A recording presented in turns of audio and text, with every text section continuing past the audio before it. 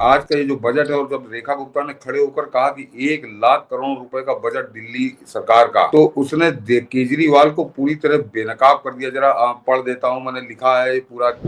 केजरीवाल 10 साल में 39,000 करोड़ रुपए बढ़ा पाया दिल्ली के बजट, और रेखा गुप्ता के आते ही उसमें जो है 24,000 करोड़ रुपए की वृद्धि हुई है। ये पैसे वहां से आएंगे जहां पे केजरीवाल चोरी करता था। ये इसको बता रहे, क्योंकि एक साल के अंदर कोई ऐसे संसाधन नहीं बढ़ गए दिल्ली के एकदम से 24,000 करोड़ रुपए बढ़ गया। सरकार की आमदनी बढ़ गई।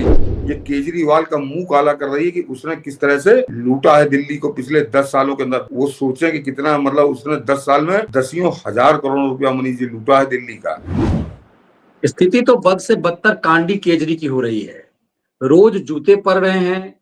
जो कैग रिपोर्ट आने के बाद अब जो आज बजट पेश किया दिल्ली की मुख्यमंत्री ने, उसने तो पूरी तरह से कांडी केजरी का पूरा नकाब ही उतार दिया है। केजरीवाल का ऐसा सच सामने आया। जनाब रेखा गुप्ता को पहले सुन लेते हैं, तब इस चीज को हम बेहतर तरीके से समझ पाएंगे कि क्यों रेखा को उतारा गया है। बड़े गर्व के साथ मैं आज इस सदन के समक्ष बताना चाहती हूं कि इस बार का दिल्ली सरकार का बजट ऐतिहासिक है। 1 लाख करोड़ रुपए का प्रस्तावित किया गया है। 1 लाख करोड़ रुपए का बजट प्रस्तावित किया गया है। 1 लाख करोड़ रुपए का बजट।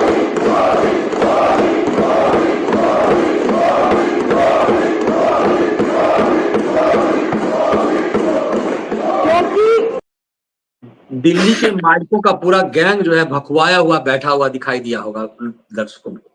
अब मैं मनीष जी जरा दर्शकों को समझा दूं कि आपने दिल्ली के बजट का सवेरे से चर्चा सुनी होगी, लेकिन ये विश्लेषण आपने कहीं नहीं सुना होगा कि अब मैं बताने जा रहा हूं कि आज का ये जो बजट है, और जब रेखा गुप्ता ने खड़े होकर कहा कि 1 लाख करोड़ रुपए का बजट दिल्ली सरकार का, तो उसने केजरीवाल को पूरी तरह बेनकाब कर दिया। जरा पढ़ देता हूं, मैंने लिखा है पूरा, लंबा है थोड़ा, कि पहले यह जान लीजिए कि वित्तीय वर्ष 2014-15 में, जरा जब जिस समय राष्ट्रपति शासन था और अरुण जेटली उसको एक तरह से देख रहे थे, कि 2014-15 में दिल्ली का राज्य का बजट 36,776 करोड़ रुपए था। 5 वर्ष शासन करने के बाद केजरीवाल द्वारा प्रस्तुत राज्य का वित्तीय वर्ष 2019-20 का बजट 60,000 करोड़ रुपए था। ये समझ, यानी 5 वर्षों में दिल्ली के बजट में 23,224 करोड़ रुपए की वृद्धि हुई थी 5 साल के अंदर। और इसके ठीक 5 वर्ष पश्चात वित्तीय वर्ष 2024 का दिल्ली राज्य का बजट 76,000 करोड़ रुपए का था। यानी इन 5 वर्षों में दिल्ली का बजट मात्र 16,000 करोड़ रुपए आगे बढ़ पाया था। उपरोक्त आंकड़े दस्तावेजों में दर्ज हैं। यह बता रहे हैं कि 10 वर्षों के केजरीवाल के शासनकाल में दिल्ली के बजट में 39,224 करोड़ रुपए की वृद्धि हुई थी। अब जरा समझिए कि 10 साल में 39,000 करोड़ रुपए बढ़ा पाया था दिल्ली के बजट को 10 साल के अंदर, और उसका समझिए। जबकि आज दिल्ली विधानसभा में मुख्यमंत्री रेखा गुप्ता द्वारा प्रस्तुत बजट का आकार 1 लाख करोड़ रुपए है।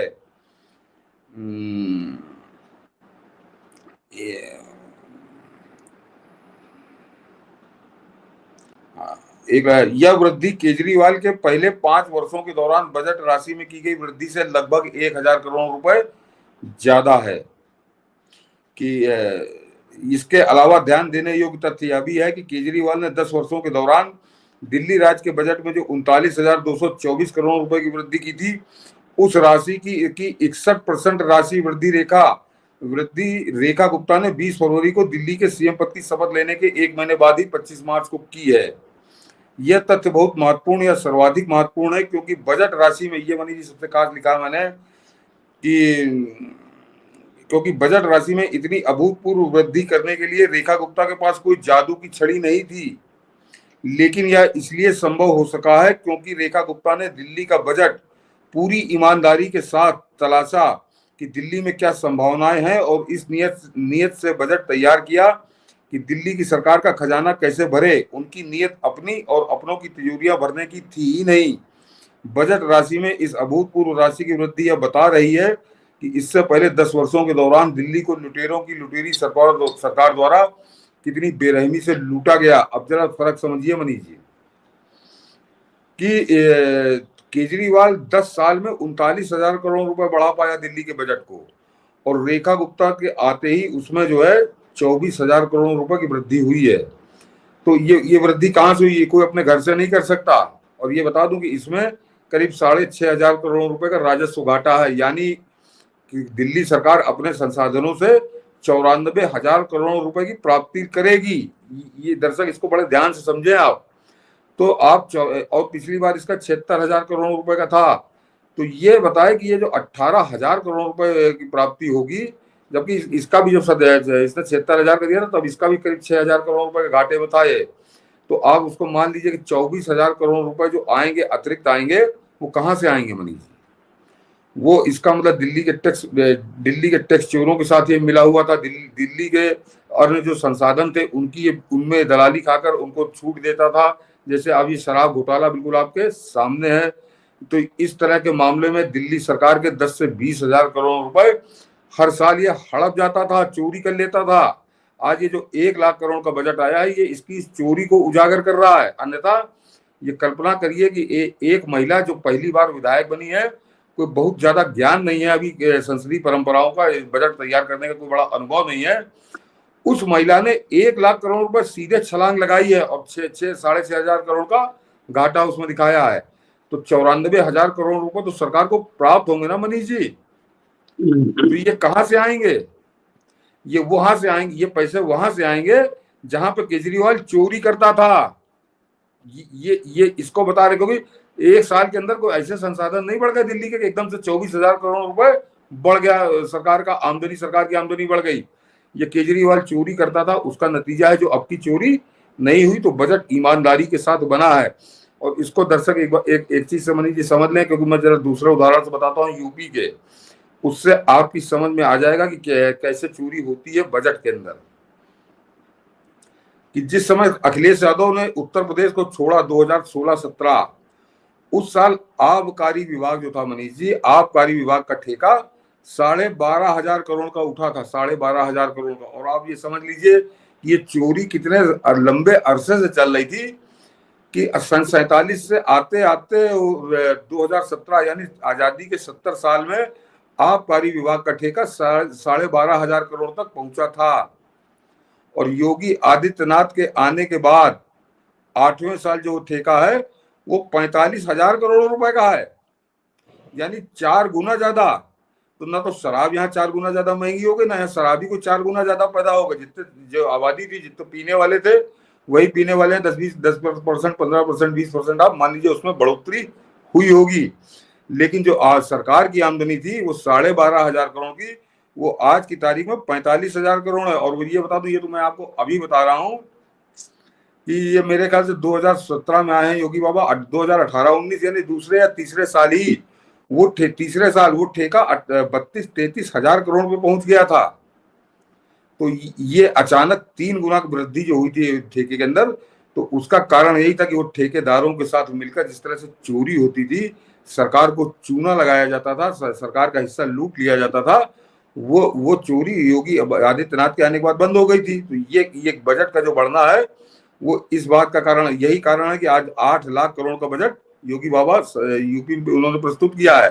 तो उसी तरह से रेखा गुप्ता ने, जो दिल्ली छोटा राज्य है, वहां पर 31% की छलांग, मेरे ख्याल से भारत के अंदर किसी राज्य में ऐसी छलांग नहीं लगाई होगी जैसी छलांग दिल्ली के बजट ने लगाई। तो ये छलांग जो है ये केजरीवाल का मुंह काला कर रही है कि उसने किस तरह से लूटा है दिल्ली को पिछले 10 सालों के अंदर। जो दिल्ली थोड़ा बहुत समझ रहे होंगे मेरी बात को, वो सोचे कि कितना, मतलब उसने 10 साल में दसियों हजार करोड़ रुपया मनीष जी लूटा है दिल्ली का, दसियों हजार करोड़ रुपए। और इसकी तो जांच होनी चाहिए कि पैसे गए कहाँ, क्योंकि ये जो 31% ये राजस्व जो आएगा ये कहाँ से आएगा, क्योंकि उन्होंने कोई चीज खत्म नहीं करी है। कि ये बिजली जो फ्री वाला था वो अभी चल रहा है, पानी फ्री वाला अभी भी चल रहा है। तो ये अपने आप में बिल्कुल साफ बताता है कि दिल्ली के लूटने के लिए इसने किस तरह के लोगों से कैसी कैसी साठ गांठ कर रखी थी। अभी मेरे ख्याल से, क्योंकि जो बजट आज आया और जिस नियत से या नीति से बजट तैयार किया रेखा गुप्ता ने, तो मुझको लगता है कि आने वाले समय में केजरीवाल अभी और नंगा होगा। अभी तो 11 CAG रिपोर्टें इसकी पड़ी हैं और उसका एक नमूना आप लोग देख ही चुके हैं कि कल ही शायद कल जब हम लोगों ने बात की थी परिवहन विभाग की कि बसें 400 बसें कम हो गई और DTC का घाटा 35,000 करोड़ रुपए बढ़ गया। तो ये केवल ऐसे नहीं बढ़ गया, ये केवल लूट हुई है दिल्ली की। बिल्कुल, ये दिखाता है, ये डराता है बेसिकली कि दिल्ली की उस जनता का जो इसको प्रचंड बहुमत से तिबारा चुन करके लाई, और किस तरह से इसने दिल्ली को लूटा और नैतिकता का आवरण और ढोंग के साथ खेलता रहा। इतना ही नहीं, दिल्ली को, राष्ट्रीय राजधानी को बंधक बना करके तबाह किया। यदि 10 साल कांडी केजरी की सरकार नहीं होती तो आज दिल्ली सचमुच, जो कि देश की राजधानी है, कहां से कहां होती, कहां से कहां होता। और मैंने मनी जी 7-8 पॉइंट नोट किए हो, तो बहुत लंबे उनके पॉइंट है, लेकिन मैं जो 7-8 पॉइंट बता रहा हूं कि जब लूट नहीं होती, जब बजट में चोरी नहीं की जाती, तो क्या परिणाम मिलते हैं जनता को, इसको जरा समझिए। और वो बहुत गजब का पॉइंट है कि दिल्ली के बजट में 12,952 करोड़ यानी 13,000 करोड़ रुपए का सबसे बड़ा आवंटन परिवहन विभाग को मिला है, जहां पर इस केजरीवाल ने 400 बसें कम कर दी थी, जो 2014 में थी, उससे भी इसने 400 बसें कम कर दी थी। और ये नाटक करता था कि हम जो है औरतों को फ्री, महिलाओं के लिए फ्री। अरे जब बस ही नहीं है तो तुम फ्री करो चाहे जो करो, क्या उससे कोई फर्क थोड़ी पड़ता है। जब है ही नहीं तो क्या कह देता था मुंह से। तो दिल्ली में 13,000 करोड़ रुपए तो परिवहन विभाग को है। जल बोर्ड को करीब 9,000 करोड़ रुपए का बजट है। ये बजट अभी कमाल दिखाएगा आपको 1 साल के अंदर। दिल्ली मेट्रो के लिए, जिसके लिए इसको डांटा था कि तुमको साले विज्ञापन के लिए तुम्हारे पास पैसा है, लेकिन मेट्रो के लिए तुम्हारे पास पैसा नहीं, 400-500 करोड़ रुपए था, और ज्यादा नहीं, 500-700 करोड़ रुपए था। उस दिल्ली मेट्रो को 3,000 करोड़ रुपए का आवंटन है इस बजट के अंदर। और ये सबसे महत्वपूर्ण योजना है, और ये मनीष जी, ये दिल्ली का चेहरा बदल देगी। वैसे तो प्रधानमंत्री मोदी ने इसको पूरे देश के लिए बनाया है, और आने वाले समय में पूरे देश का चेहरा बदलेगा। लेकिन फिलहाल दिल्ली क्योंकि छोटा राज्य है, तो दिल्ली का चेहरा ये योजना बदलेगी कि पीएम सूर्य योजना, वो जो मनीष जी सोलर टॉप लगाने के लिए हर घर में, उसके लिए हर घर को 78,000 रुपए की सब्सिडी, जो लगाएगा उसको 78,000 रुपए की सब्सिडी देंगी। तो ये एक बहुत महत्वाकांक्षी और बहुत बेहतरीन योजना है दिल्ली के लिए। अब उसका दिल्ली वासी कितना उपयोग करते हैं ये उनके ऊपर है। महिला समृद्धि योजना, जिसको उन्होंने कहा था, वो तो 5100 करोड़ रुपए उसको भी उन्होंने आवंटित किया है। और जो 5,000 नई इलेक्ट्रिक बसें इसी बजट के अंदर। तो ये अपने आप आपको दिल्ली में सड़कों पे नजर आएंगे, और सारी इलेक्ट्रिक बसें। तो अपने आप समझ लीजिए वो जो 9,000 करोड़ रुपए 13,000 करोड़ परिवहन विभाग को आवंटित हुए, क्यों हुए ये बता रहा है। 5,000 नई इलेक्ट्रिक बसें हैं। होमगार्ड की संख्या 10,000 होमगार्ड आज की तारीख में दिल्ली में, उनकी संख्या बढ़ाकर 25,000 होमगार्ड। शिक्षा के लिए 8,000 करोड़, और हर बच्चे को जो मेधावी छात्र हैं वहां दिल्ली के, उनको लैपटॉप देने की योजना है। तो ये लाभ जनता को मिल रहा है। इसमें तो कोई भी लाभ ऐसा नहीं है कि रेखा गुप्ता के घर को जाएगा या प्रधानमंत्री मोदी के घर में जाएगा। और जो यमुना सफाई के लिए है, उसके लिए 500 करोड़ रुपए का आवंटन इस समय हुआ है। तो एक तरह से जो उन्होंने नारा दिया है, जो उसका टैग लाइन है कि विकसित दिल्ली, तो वास्तव में विकसित दिल्ली का चेहरा इस बजट में नजर आ रहा है। और जैसा अभी तक का परफॉर्मेंस है, तो मैं पूरी तरह से सहमत हूं उनसे, और निश्चिंत भी हूं कि साल भर के अंदर दिल्ली बदली हुई नजर आएगी। और ये चीजें क्रांतिकारी बजट बताएगा दिल्ली को भी। और जरा चोरों को, सारे चोर नजर आते हैं कि ये इस बजट के बाद, क्योंकि इसके खिलाफ आलोचना में कुछ बोलने के लिए था ही नहीं, तो वो आई नंबर एक का 10 नंबरी जो है, नंबर 1 की 10 नंबरी आतिशी मार लेना जो है, तो उसको जो मैंने सुना मनीष जी टेलीविजन पे, तो मुझको हंसी आई। उसने इस बजट के लिए कहा नहीं, ये तो हवाई का बजट है, इतना पैसा आ ही कहां से सकता है। वो ये कह रही थी कि 1 लाख करोड़ रुपया आएगा ही कहां से। तो वो आएगा कहां से, तो अभी समझ में आएगा। लेकिन जरा सोच लीजिए कि ये इनकी सोच के बाहर का बजट है। जब ये बता रहे हैं तो ये ना कि चोरों को सारे चोर नजर आते हैं, तो ये कह रहे हैं ये हवाई बजट, इतना पैसा आ ही नहीं सकता दिल्ली में। तो वो क्योंकि चोरी करता था बैठ के केजरीवाल, और वो अकेले डकारता था, ये 2-4 उसके साथी रहे होंगे। तो ये जो नीचे इस तरह के लग्गू बग्गू है, इनको लग रहा है कि ये असंभव है।